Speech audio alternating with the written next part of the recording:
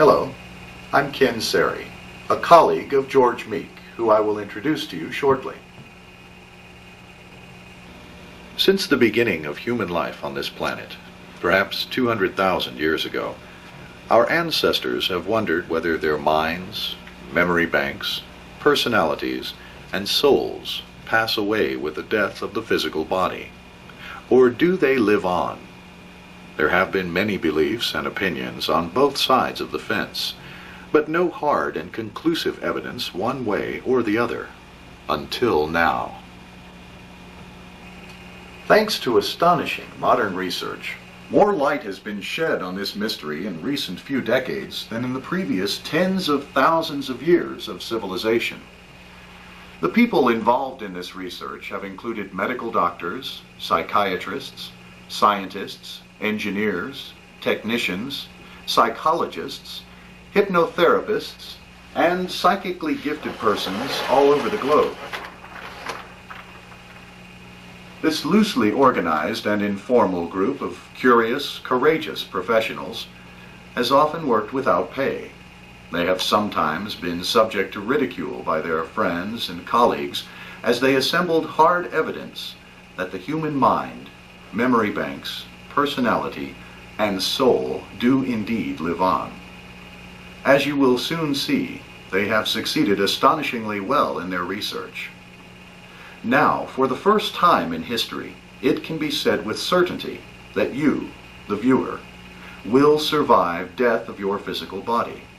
No ifs, no ands, no buts, no maybes. There are 5 billion people in the world today. Some educated, others illiterate. But, educated or not, all are still searching for a soul-satisfying answer to their own questions on the ultimate mystery of life. This videotape provides those answers. This truly incredible breakthrough can best be presented by the man who conceived, organized, and financially supported major segments of this worldwide research. That man, 24 years into his second career, is George W. Meek of Franklin, North Carolina. Permit me to introduce you to George Meek. Thanks, Ken, for that lengthy but very necessary background reading.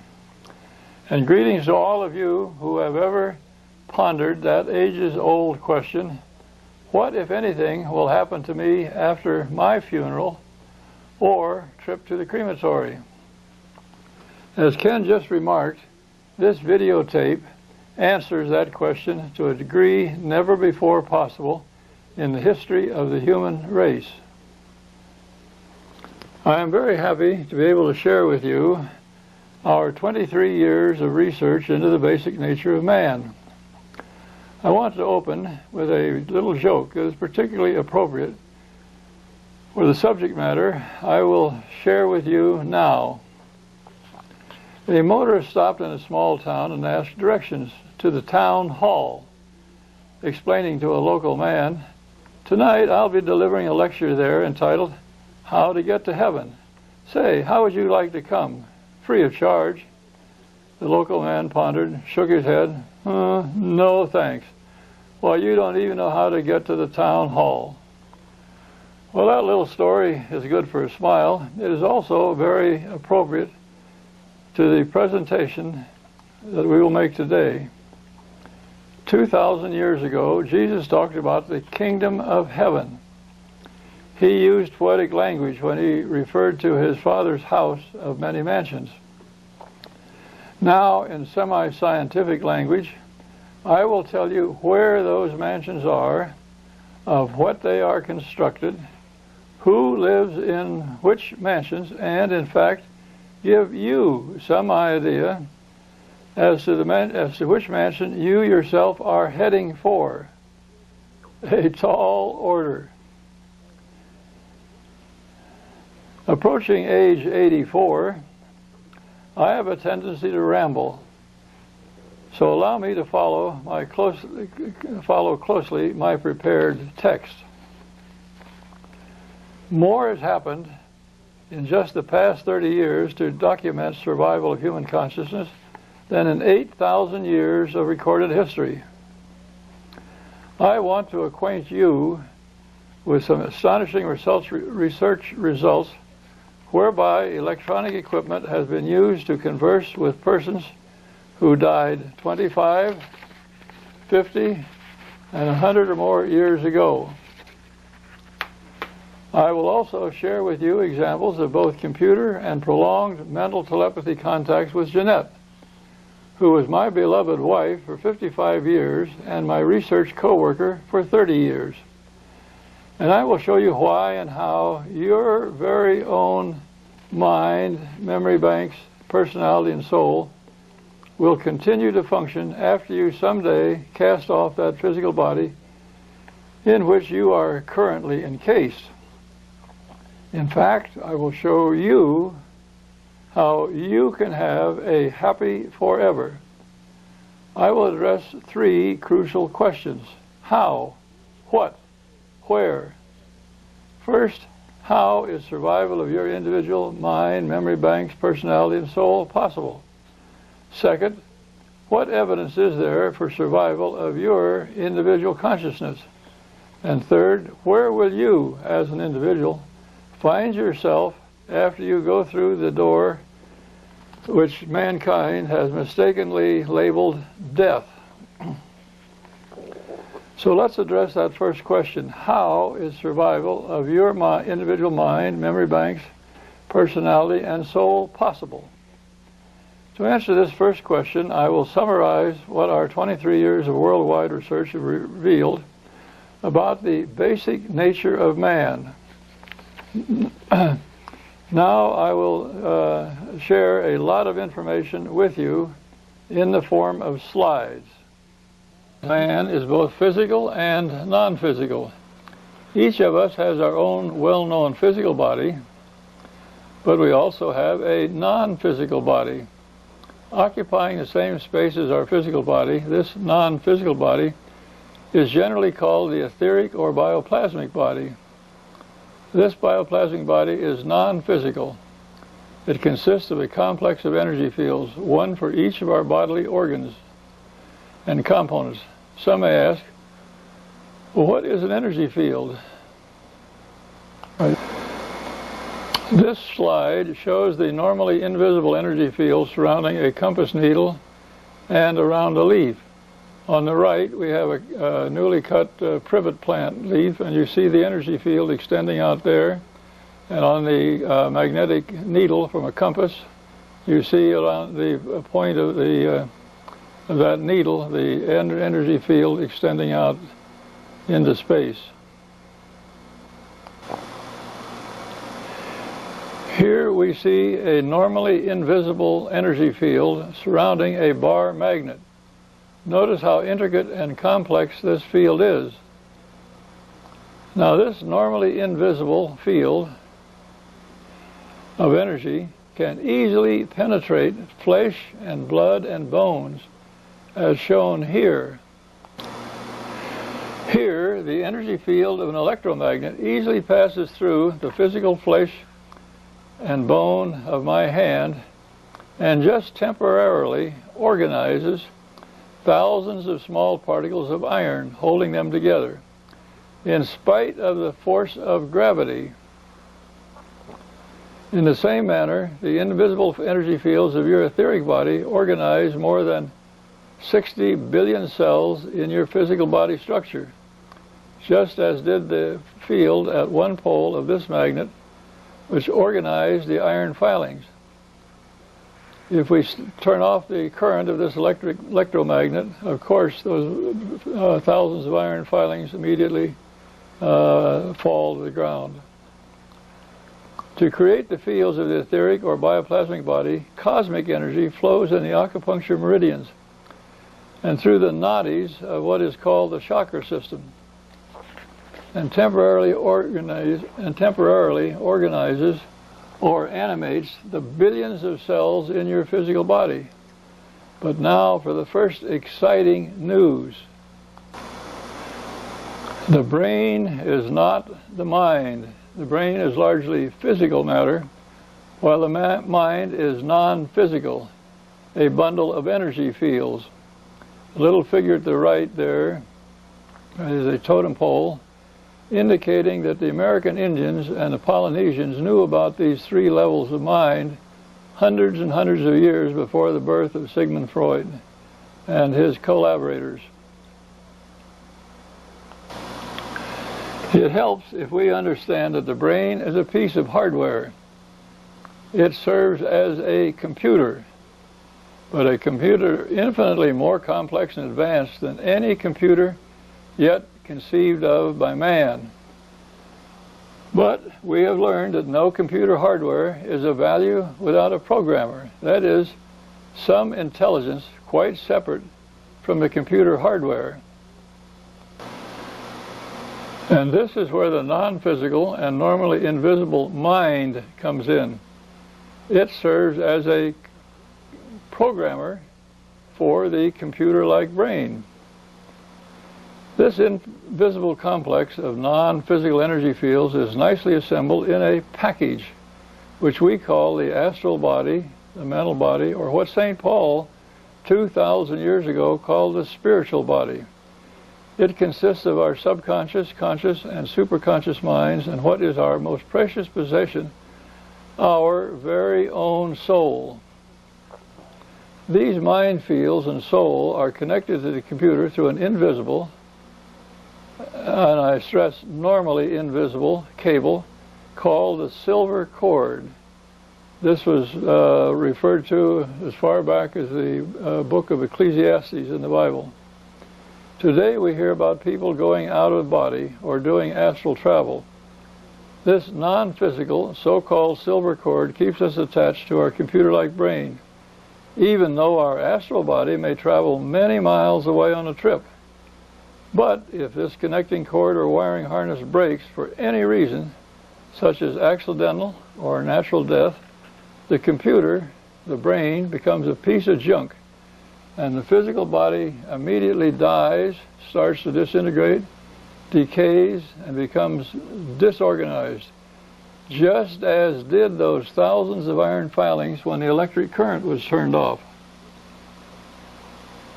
But equally exciting is the evidence that the astral body, with its level of minds, its memory banks, and soul, are still vibrantly alive after the death and decay of the brain. They move on to other levels of existence, which we will be discussing shortly. In 1981, my colleague, William O'Neill, and I had more than 20 hours of two-way voice communication with the American scientist, Dr. George Jeffries Mueller.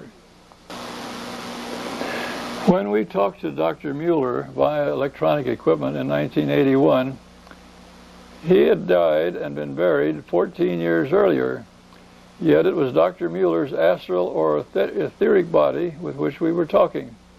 His superb mind, memory banks, personality, and soul were just as alive as when he had been directing a large staff of scientists in the U.S. space program. Let me pause to anticipate and answer the question, Meek, were you in fact communicating with Dr. Mueller, who had lived and died 14 years earlier? In answer, I make this statement. In 1982, the greatest complex of communication laboratories in the world spent 4 months using their sophisticated voice analysis and synthesis equipment while studying our audio tapes. Their conclusion was, and I quote, "You and O'Neill did not possess the knowledge, the financial resources, nor the equipment to create such recordings. Hence, we indicate our high esteem of your research by offering you free of charge the privilege of tapping the knowledge and experience of our more than 10,000 scientists, engineers, and technicians."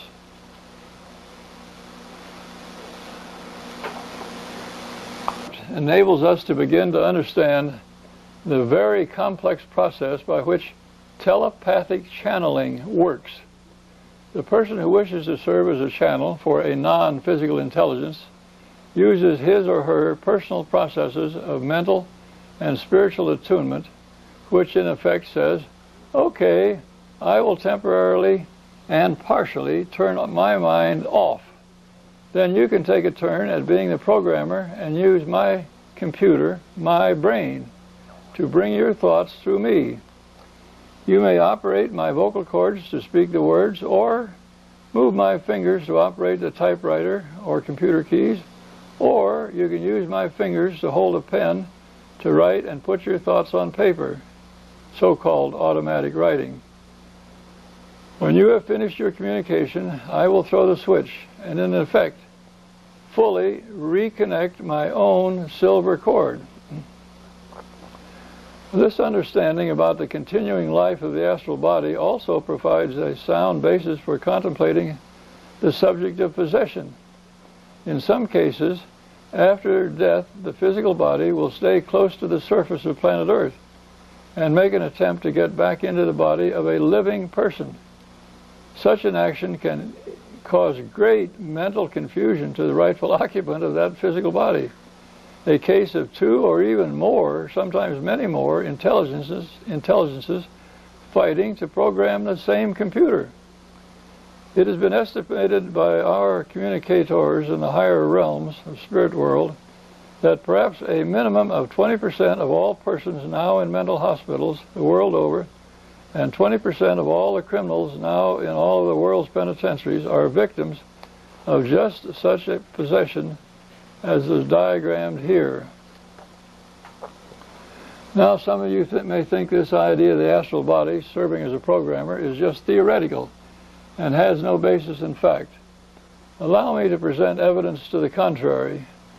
In 1978, I photographed my own astral body. I was sitting in my laboratory on this chair. I turned off the normal illumination and used certain wavelengths of ultraviolet light and an 18A filter on black light fluorescent tubes.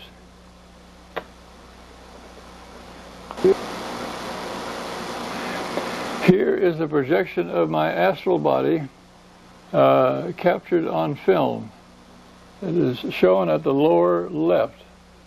Note that when my astral body was projected, my physical body became transparent.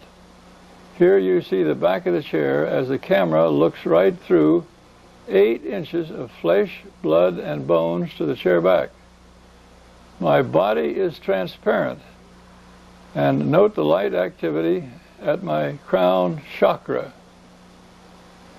Later, I will show you how this transparent effect was reproduced at my wife's funeral, while she lay in the closed and locked casket. In this color photo, you see a more complete view of the energy field complex, which was the projection of my astral body. 50 years earlier, Dr. Walter Russell, in his book, The Secret of Light, said, quotes, "The mind is light. The mind is a white light centering source from which projects 2 parallel streams of energy which are cyclical in nature. Here in my own astral body photo, note the 2 streams of energy projecting from the right and left hemispheres of my mind. Note that they are indeed cyclical in nature, as Dr. Russell clairvoyantly saw and reported 50 years earlier. Actually, the clarity of these 2 streams is better shown in another slide.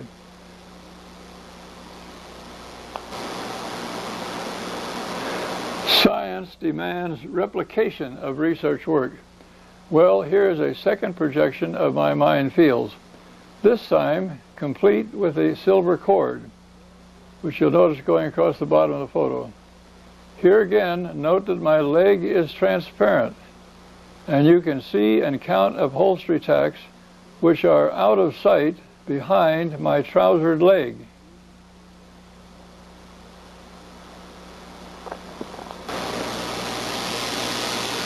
Next, let's compare the photo of my astral body, which I showed in the preceding slide, with a diagram I made 2 years before I obtained that photograph.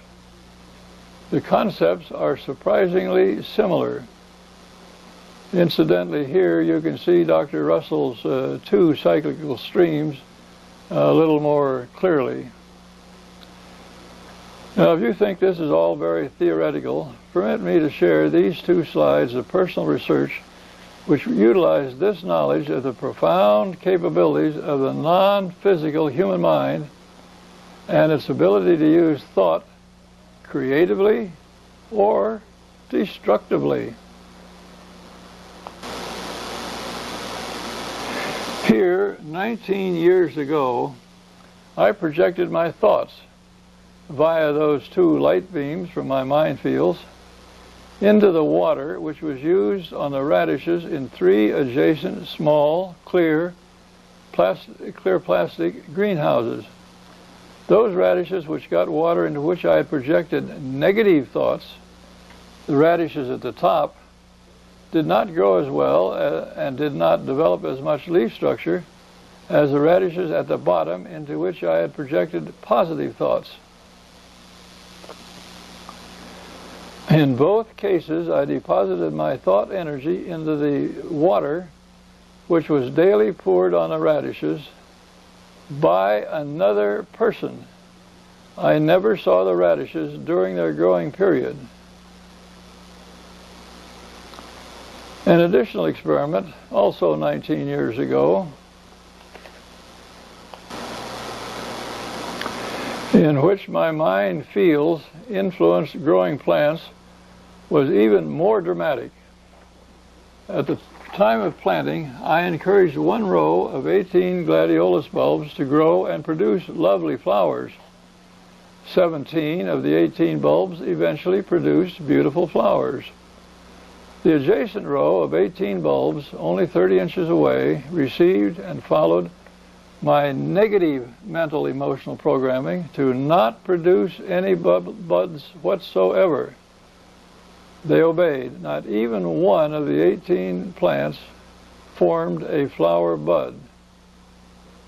A little diagram at the lower right depicts the 2 energy streams from my mind interacting with the mind field of a bulb. I've shared just 1 additional example of the reality of projected thought. My research colleague, Dr. Will Thorner, spent 15 years developing an electronic instrument which could be triggered by thought. This device in Dr. Thorner's laboratory on the English Channel was activated by his thoughts when he was 140 miles away in Ireland. I personally operated the device by my focused thoughts at a distance of some 15 feet. With the help of the information in these 19 slides, we have answered our how question. You can now more easily comprehend that the mind, memory banks, personality, and soul are not physical, and how they transcend time and space, and how they survive death of the physical body. Now let us consider the second question. What evidence is there for the survival of human consciousness? Well, the libraries in England, Brazil, and USA contain many thousands of volumes relating to mediumistic or channeled information from the worlds of spirit. The remarks I will now make result from my own sampling of such books and my unique opportunity for 23 years of personal contact with dwellers in the spirit worlds through the channeling capabilities of these people. For each of 11 years, I went to England to work with Bertha Harris, one of England's greatest 20th century psychics and all-around channels. I shared her talents with my countrymen when I took her on a lecture tour across the USA in 1973. For 20 years, I have worked with Sarah Hieronymus. She channeled a book dictated from the astral planes by a team of 25 of the great authors of the past 75 years. She also channeled for Dr. William Francis Gray Swan, a British-American scientist who had assembled in the spirit world a team of 400 scientists and technicians to work with us on an electronic communication equipment project for communication with the spirit world.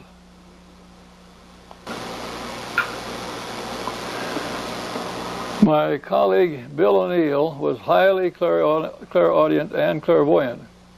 He telepathically conversed with Dr. Mueller for 2 years while Dr. Mueller helped us to develop the electronic equipment on which we then had more than 20 hours of two-way conversations with him in 1981, as I reported earlier in this talk. This woman, working in my laboratory in 4 years, channeled via the word processor more than 3,000 pages of material from dozens of famous people before the channeling became defective due to the impingement of dark forces. I'm sorry to say that I could write a book on that subject.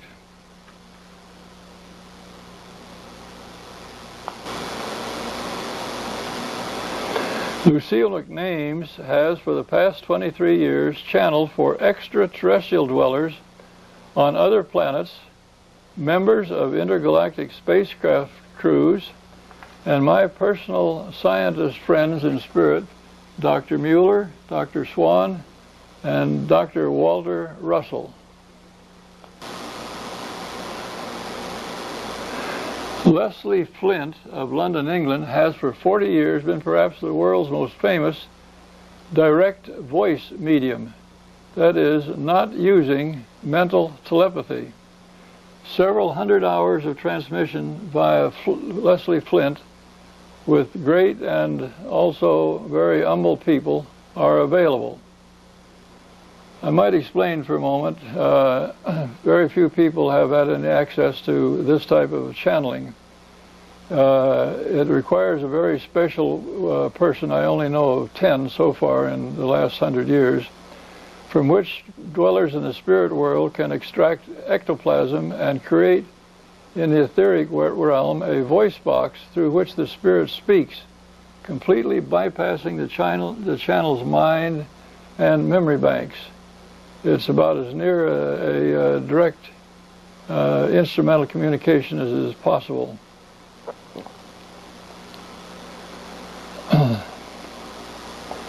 So it is with the background of my research with these 7 and dozens of other persons that I express these 5 personal observations about other world communicators. First, where are the spirit worlds?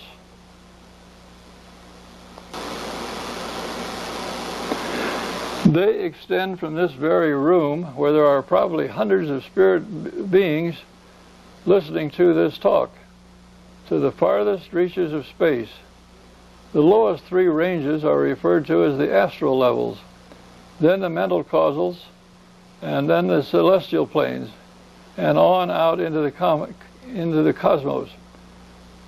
But instead of imagining these spirit realms as layers, zones, or planes, it is more realistic and far more scientific to visualize them as different frequencies or wavelengths of energies, just as hundreds of invisible radio and TV signals are occupying this room at this moment.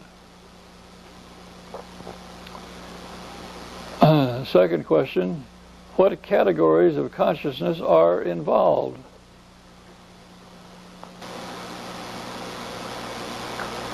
Nature spirits, the human line of evolution, non-human beings, angelic beings, celestial beings, dwellers on other planets, UFO crew members, intergalactic beings.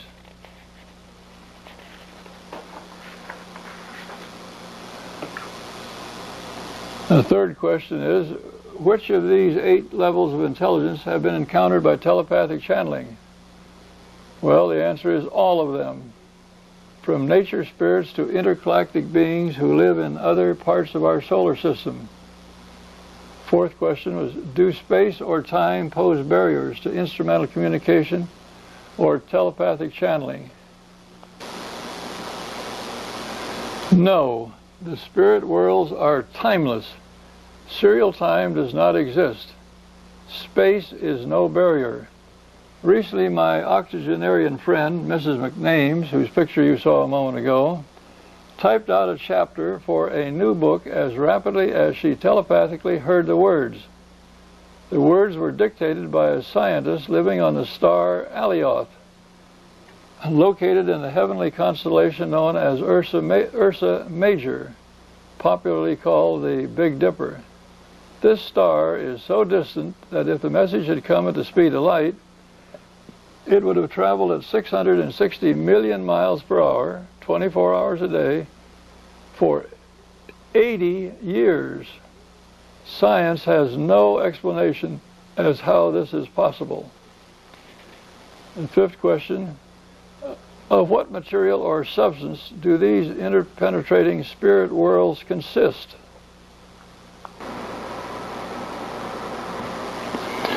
Again, science has no answer to this question.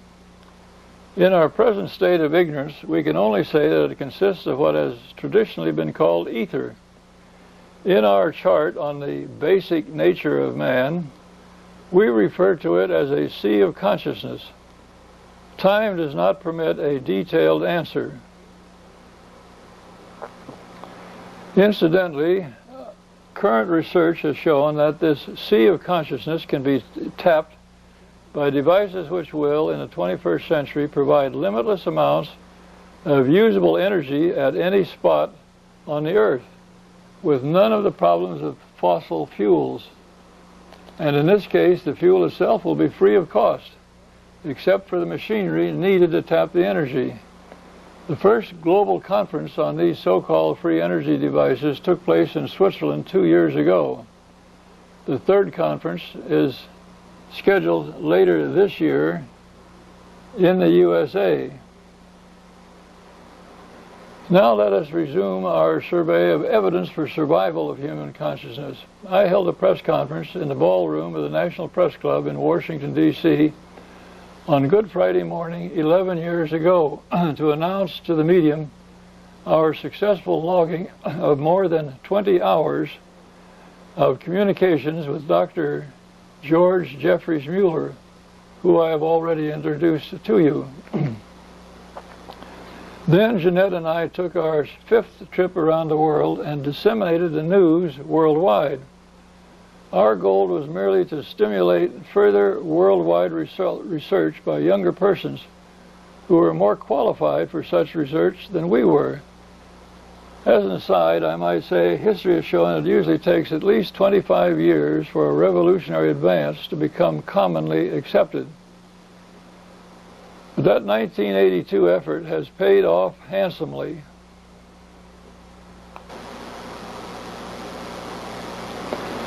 Now, 11 years later, researchers are contacting the so-called dead via radio-like devices, video screens, telephone answering machines, and computer. In England, Ken Wilber has used several computers to talk with intelligences which use 15th and 16th century English.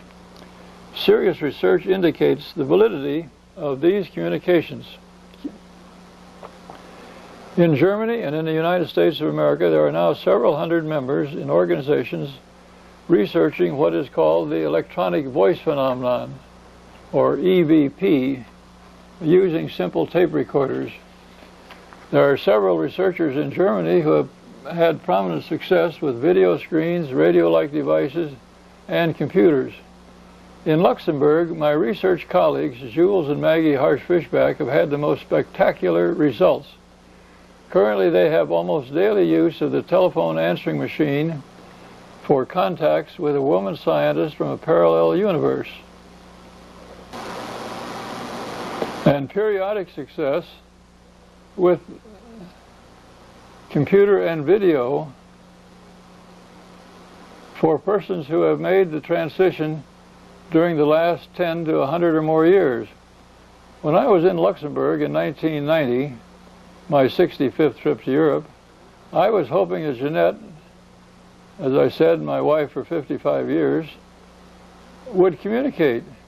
She had made the transition to the spirit worlds 90 days earlier on April 25, 1990. The president of the Swiss Parapsychology Society and I were working furiously Saturday and Sunday, helping to make some modifications in the apparatus, and did not have time for my personal research. However, at the very end of Sunday afternoon, when the computer was printing out the summary of our weekend collaboration with residents of the spirit world, the unexpected happened. The computer printer stopped. It had finished its task.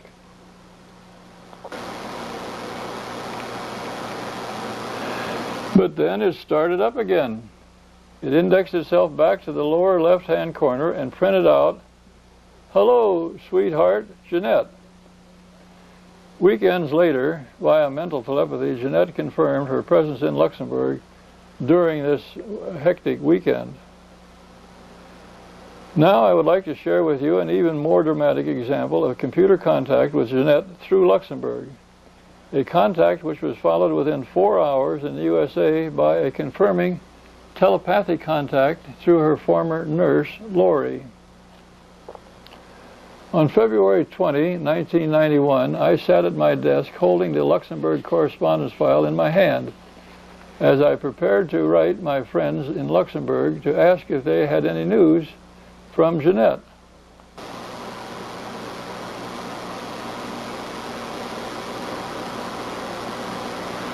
At that moment, the telephone rang. It was a call from my colleagues, Jules and Maggie, in Luxembourg.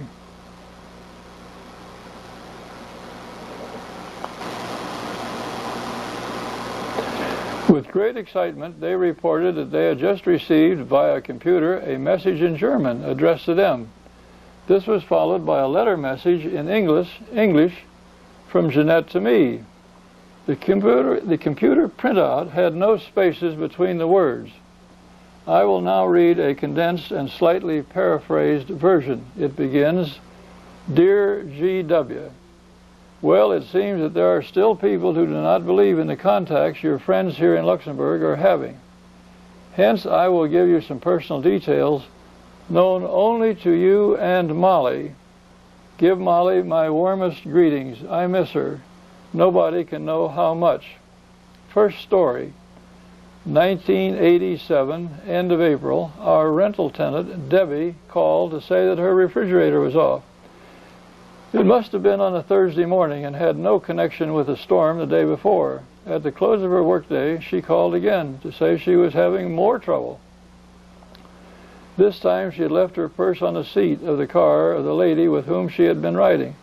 This lady lived quite far from Franklin, so Debbie asked to borrow our key to her place. My second story.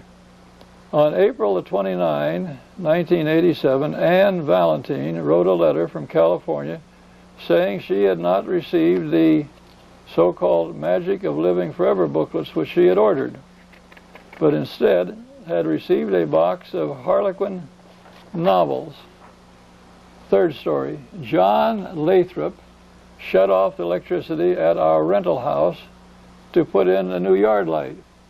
He wasn't down there very long, but charged $20 service in addition to $40 for the public bulbs plus tax. The charge seemed high. I might explain that my dear wife came of Scotch ancestry, and she was always very, very frugal, a talent which I appreciated very much over the half century that we were together. Jeanette continued on the computer printout, "Don't try to explain this, honey. My never-ending love to you. I miss you so much, but I know we will be together. I have a big job to do here as a result of that idiot's war. Love forever, JDM."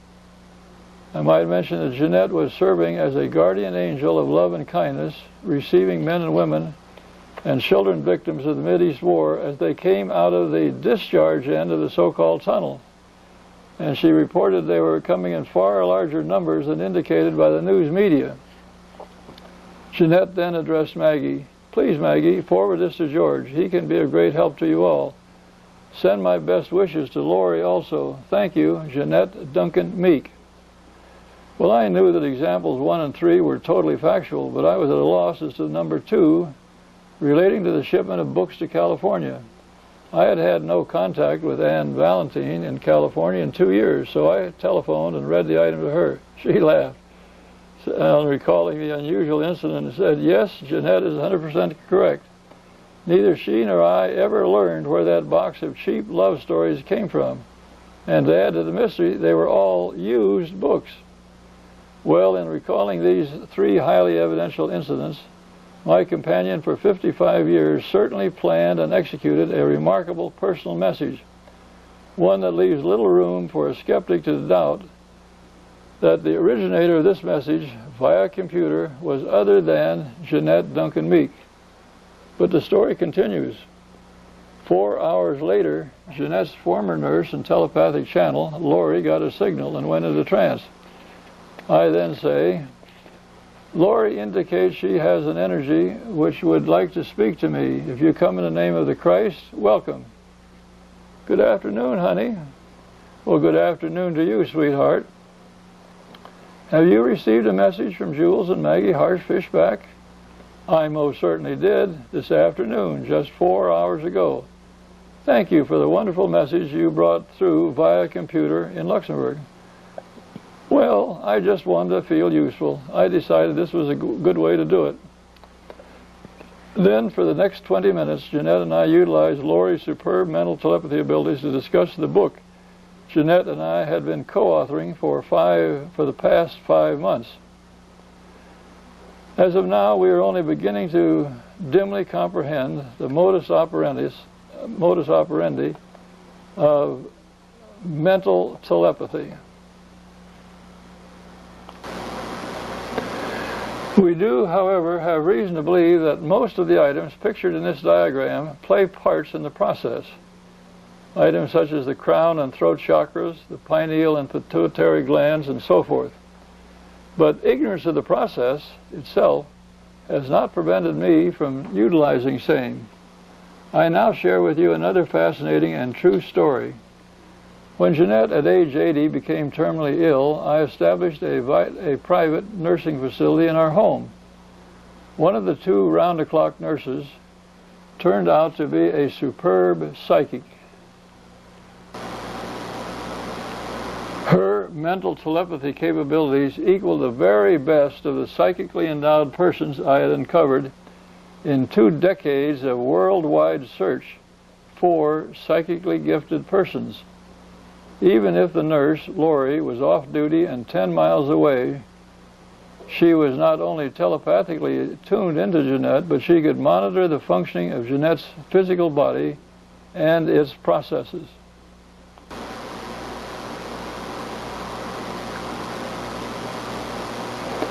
In the closing months, a series of strokes left Jeanette paralyzed.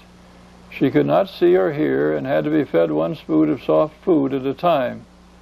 Yet I was able to converse with her via Lori. I got Jeanette to promise to attempt to co-author with me 1 or 2 books on life after death, and after she was settled in the spirit worlds. In view of her painful and distressing situation, I encouraged Jeanette to make her transition by using all of the persuasion I could muster. 3 times she got part way through the tunnel. Each time she came back and sheepishly said, "Well, honey, I just did not want to leave you and Lori." Incidentally, Hieronymus Bosch painted this picture of passing through the tunnel almost 500 years before Moody, Kubler-Ross, Ring, and others started to explore the matter in this century. Then down to 65 pounds and a mere skeleton covered with flesh, Jeanette finally accepted the situation and went through the tunnel, so to speak. Within 7 weeks of her transition, telepathic contact was reestablished. And what has happened since then has been nothing less than history-making. In the almost 3 years since Jeanette's transition, and with Lori's help, Jeanette and I have had 102 one-on-one conversations, averaging, I would say, some 25 to 30 minutes each. These conversations have also included our deceased parents, my sisters, personal friends, our daughter, who died at the age of 2 weeks and is now as a beautiful, who died at the age of 2 weeks 52 years ago, and now appears as a beautiful woman of 25. 2 friends who were in our weekly meditation group, Marion McCracken, a founder of the Mountain Light Network, and many, many others. Jeanette herself arrived at the middle of the highest astral plane, but with her loving nature and actions, she had within a few months earned promotion to the mental plane. At that point, she shed her astral body and continued functioning in what is traditionally called the mental body. Her continuing spiritual growth has made this slide out of date. 8 months ago, she and I discussed her most recent advancement to the celestial plane. What an exciting tape recording that is. Now, over a period of 12 months, Jeanette has helped in co-authoring our first book manuscript, entitled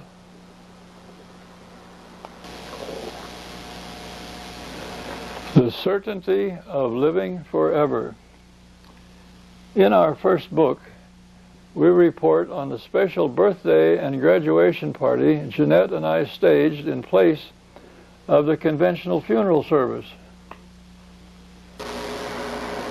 We tell how Jeanette affected color photographic film while her cast-off body lay in a sealed casket.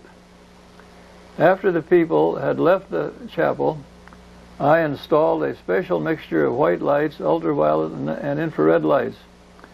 We then took a series of 18 photographs, perhaps 1 minute apart. In this photo, number 9, I am standing at the head of the closed and sealed casket. Note the largely concealed tote board behind my lower back, and note the wallpaper decoration on the wall behind my shoulder.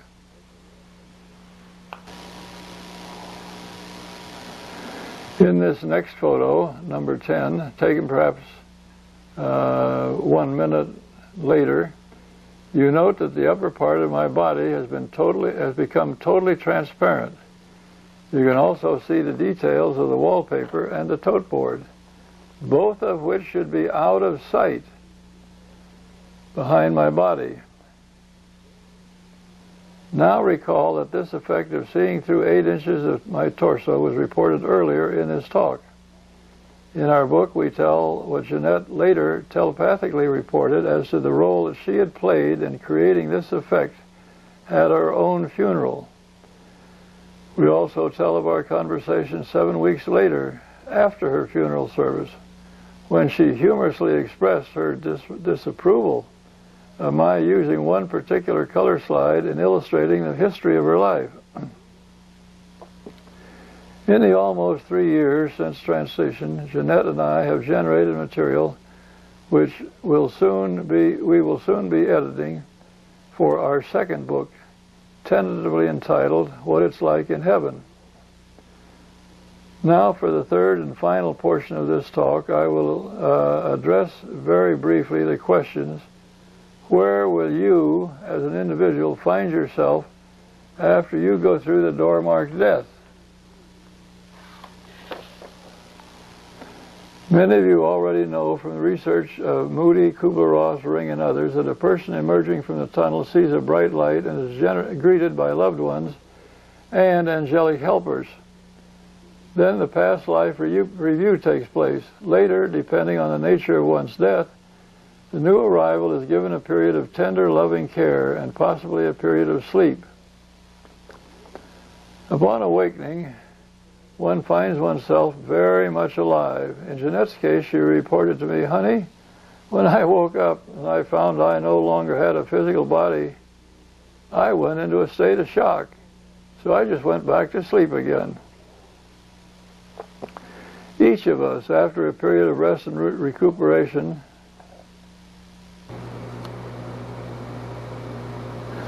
finds we are on one of three levels of existence.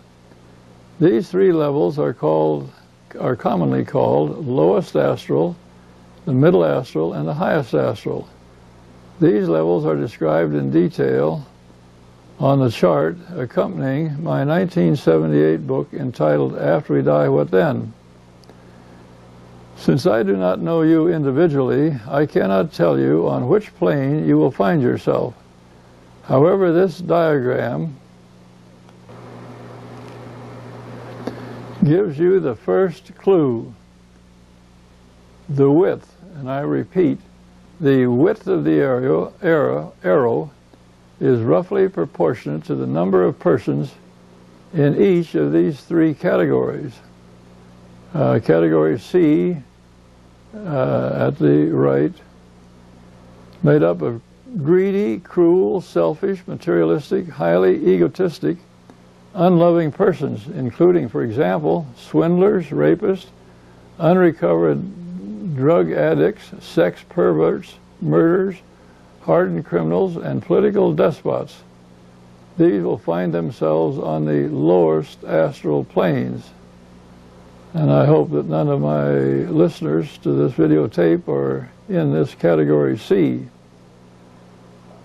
B is the average, kind-hearted, considerate, well-meaning, hard-working adult.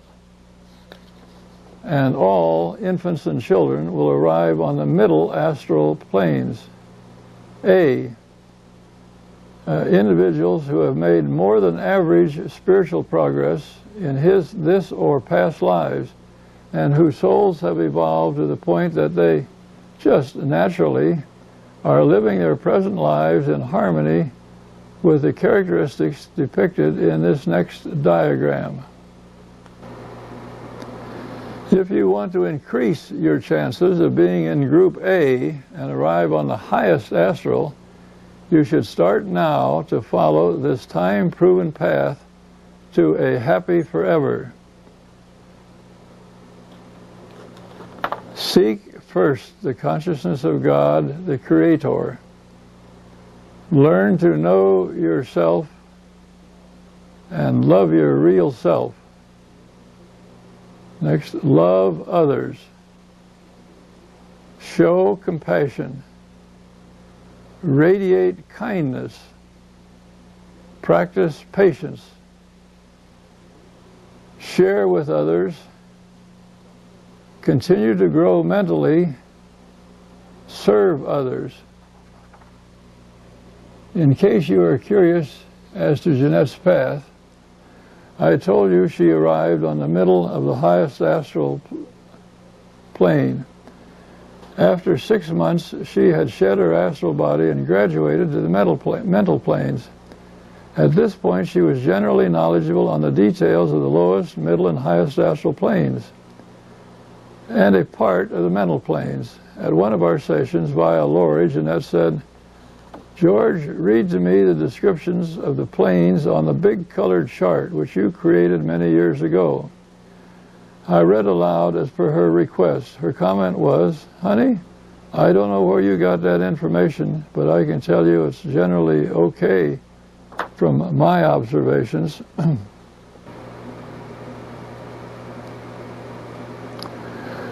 So now you have at least a partial answer to question number 3. Where will I, as an individual, find myself after I go through the door marked New Beginnings?